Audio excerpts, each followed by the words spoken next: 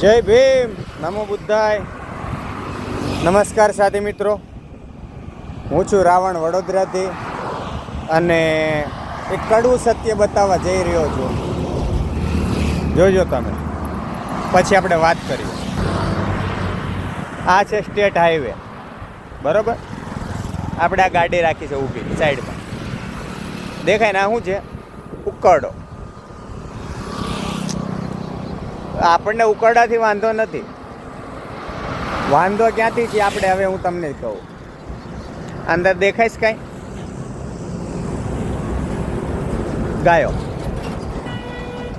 શું કરે છે?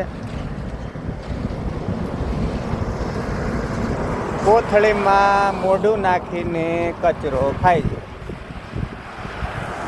શું કરે છે? એવું તો નથી ને કે ભાઈ નિલેશભાઈ આપીને ખાય છે, બરોબર? ટેગવાળી ગાયો છે. હા, અને હાલત જુઓ, હાર્ડ પિંજર થઈ ગઈ. અને આને જુઓ, બરોબર. એટલેથી વાત અટકતી નથી. હજુ હું તમને અંદર જઈને બતાવું. એક બે નહીં,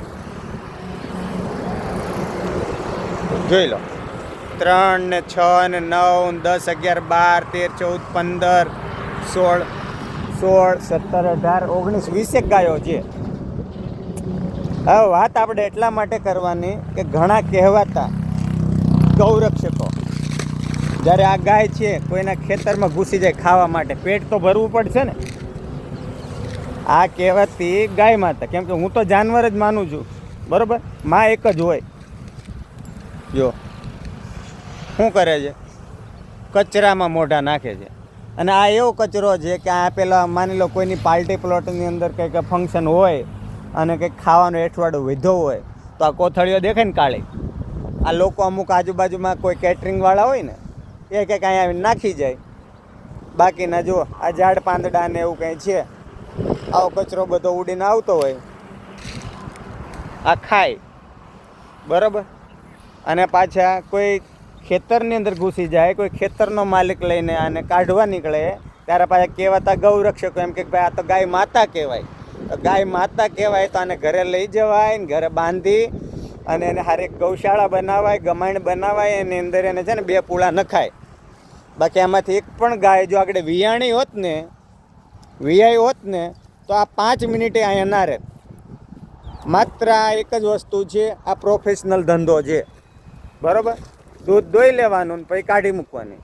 આ નાની હોય ત્યાં સુધી કચરો ખાય ને મોટી થાય, બરાબર.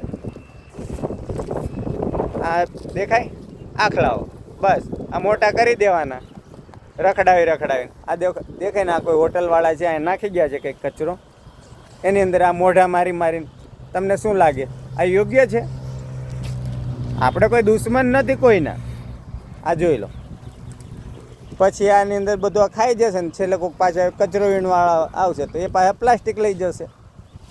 પણ મને એટલી નથી ખબર પડતી કે આ ગણી લો ગાયો કેટલી છે. 4 વાછડીઓ છે. 4 1 2 3 4, 2 આખલા 6, 4 અહીંયા વાછડીઓ 8 9 10 11 12 13 14 15 16 17 18 19, ઓલમોસ્ટ 20 છે. 19 તો પાકી, બરાબર. તો હવે મારે એટલું કહેવાનું કે જો આ જ ગાયો છે આગળ વીઆઈ હોય આમાંથી એકાદું, તો કેમ સીધી લઈને તમે બાંધી દો? ખવડાવવાનો ટાઈમ આવે તો ફરશે, ફરવાનો વાંધો નથી. માલઢોર ફરે એનાથી આપણે વાંધો નથી, આપણે કોઈ દુશ્મન નથી માલઢોરના, બરાબર. હું પણ માનું છું કે ભાઈ આપણે પાંજરાપુરમાં હું કોઈને સપોર્ટ નથી કરતો કે ભાઈ મૂકવા જાવ એમ. પણ આ પરિસ્થિતિ એવી છે કે વિચાર કરો કે આજે એને ખાવાનો સમય આવે ત્યારે તમે કાઢી મૂકો, દૂધ દોવાનો આવે ત્યારે દોઈ લો. મને એનાથી વાંધો નથી, તમે દૂધનો ધંધો કરો એનાથી વાંધો નથી કોઈ મિત્રોનો, બરાબર. આ જોઈ લો, આ બાજુ પેલો મોટો આખલો પગમાં દેખાય છે, હાલત જુઓ એની પગની એમની ખરી જુઓ તમે. ખાલી હું જરાક ઝૂમ કરું તમને એવું થશે ને કે નિલેશભાઈ આ જુઓ, એના પગની ખરીની હાલત જુઓ, બરાબર. દેખાય ને? આ પરિસ્થિતિ છે. એટલે માત્ર ખાલી પેલા જે કહેવાતા ગૌરક્ષકો છે ને એને કહેવાનું કે ભાઈ આવા જે આ લોકો જે ભેંસો ને ગાયો રાખે છે, ભેંસો તો નથી દેખાતી પણ જે આ ગાયો રાખે છે એ ગાયોવાળાને તમે જઈને ઘરે સમજાવો કે ભાઈ આ આવી વસ્તુ ના કરવી જોઈએ. આ તમને યોગ્ય લાગે? આ કચરો ખાય, એમને પાણી પીવાના ઠેકાણા નહીં હોય. હશે આને પાણી પીવાના ઠેકાણા? આ કચરો ખાય, આ જોઈ લો નિરમા પાવડરની કોથળીઓ ના સોડા અને જેને તેને આવે એ મોઢામાં નાખે બિચારીઓ. શું કરે? મજબૂરી છે. ક્યાં જાય? બરાબર? કેમ કે સવારના પોરમાંથી જોઈ લો આના પગમાં જુઓ. મને તો હકીકતમાં દુઃખ થાય છે કે આના માલિકો આવા છે કે જ્યારે આની જરૂર પડે આ ગાયને સગર્ભ કરવા માટે, ત્યારે એમના જે કંઈ હોય સ્પર્મની જરૂર પડે એટલા માટે એને જીવતા રાખે. અને ગાયને એટલા માટે જીવતી રાખે કે આ 2 વાર 4 વાર 5 વાર વીયાય અને એનું ઘર ગુજરાન હાલ્યા કરે. પણ ગાયનું શું? હું કોઈનો દુશ્મન નથી, પણ આ જે પરિસ્થિતિનું નિર્માણ છે ને એટલા માટે આપણને પેટમાં બળે છે. બાકી તો લોકો સમજુ છે. વિચારજો આ વસ્તુનું શું કરવું જોઈએ. તમારા મંતવ્યો જે છે ને કમેન્ટ બોક્સમાં જરૂરથી આપજો. જોઈ લેજો આ ગાયો આ કોની છે ક્યાંની છે આપણે એનાથી મતલબ નથી, પણ જે ઓલરેડી ટેગવાળી ગાયો છે. દેખાય છે સામે વ્હાઇટ કલરની ગાય? ઝૂમ કરીને બતાવું. જોઈ લો એના જુઓ કાનમાં જુઓ ટેગ છે. જુઓ કાન હલાવે છે ને, બરાબર? એટલે આ કહેવાતા ગૌરક્ષકોને કહેવાનું કે ભાઈ આ ગાય માતા છે, એનું તમને કોઈક માર્યું હોય ત્યારે તમે નથી જોઈ શકતા. આ કચરો ખાય, આ કોથળીઓની અંદર મોઢા નાખે, આ એઠવાડો ખાય, ત્યારે તમારી આ ગૌરક્ષા જે મનની પેલી ભાવનાઓ છે એ ક્યાં વહી જાય છે. જુઓ આ ગાયનું પણ એ જ વસ્તુ છે રોડ ઉપર. બીજી વસ્તુ, આ રોડ સ્ટેટ હાઈવે છે, બરાબર? તો સ્ટેટ હાઈવે ઉપર પણ આ જે મોટા વ્હીકલો તમને ખબર છે કે દોડતા હોય છે, લઈને આ ગાય કે બરાબર વાછડી છે રોડ ઉપર આવી ગઈ. આ જો એના મોઢામાં કોથળી, બરાબર દેખાય? જુઓ આ કોથળી, એની અંદર લીંબુના પાંદડા જે કંઈ છે તે એ ચાવવા મજબૂર છે. આપણે આ નથી ઈચ્છતા કે ખાય મારી નજર સામે, અમને પણ પેટમાં બળે. તમને શું લાગે આ વસ્તુ યોગ્ય છે? તમારી કમેન્ટ જરૂરથી આપજો. હું કંઈ બધી વાર કે બધી જગ્યાએ હું હાજર નહીં હોય કે ગાયના જ્યારે કચરાની કોથળીઓ ખાતી હશે તો હું એને પકડી ખેંચવા જઈશ. સમજાય છે ને તમને? એટલે આ જેટલા મારો આ વિડીયો કહેવાતા ગૌરક્ષકો સુધી પહોંચાડી દેજો, બરાબર? એટલે ખબર પડે કે આ પરિસ્થિતિ કેવી છે ભારત દેશની અંદર. માત્ર દૂધ દોવું હોય, કતલખાને મોકલવી હોય જર્સી ગાયોના નામે કે પેલી ગાયોના નામે, ત્યારે જરૂર પડે ત્યારે ઘરનું ઢોર યાદ આવે, જ્યારે વીયાય ત્યારે યાદ આવે.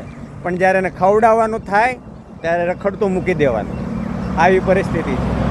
કંઈ વાંધો નહીં મિત્રો, હું ઈચ્છા રાખું છું, આશા રાખું છું કે લોકો થોડાક સમજૂક બને તો કંઈક સુધરે. બાકી તો ખબર નહીં. ભલે માં કહીને માને આવી રીતે કચરામાં રખડાવાતી હશે, હું તો નથી કહેતો. હું તો કહું છું ભાઈ એક જાનવર છે, જનાવર છે, આપણું જીવન ગુજરાન ચલાવવા માટે મદદરૂપ થાય છે, પણ એને કંઈક ખવડાવો તો ખરા જ્યાં જરૂરિયાત હોય ત્યારે. ઠીક છે મિત્રો, વધારે આપણી પાસે સમય છે નહીં, કેમ કે આપણી પાસે પણ હવે આપણે આપણો ધંધો લઈને બેઠા છીએ, આપણે પણ ઘર ભેગા થઈએ. પણ આ વસ્તુ છે, આવી પરિસ્થિતિ હોય ને ત્યારે અમને પણ પેટમાં બળે. કોને કહેવા જઈએ? કંઈ વાંધો નહીં, જોઈએ લોકોની શું પ્રતિક્રિયા આવે છે. ઠીક છે મિત્રો, જય ભીમ, નમો બુદ્ધાય.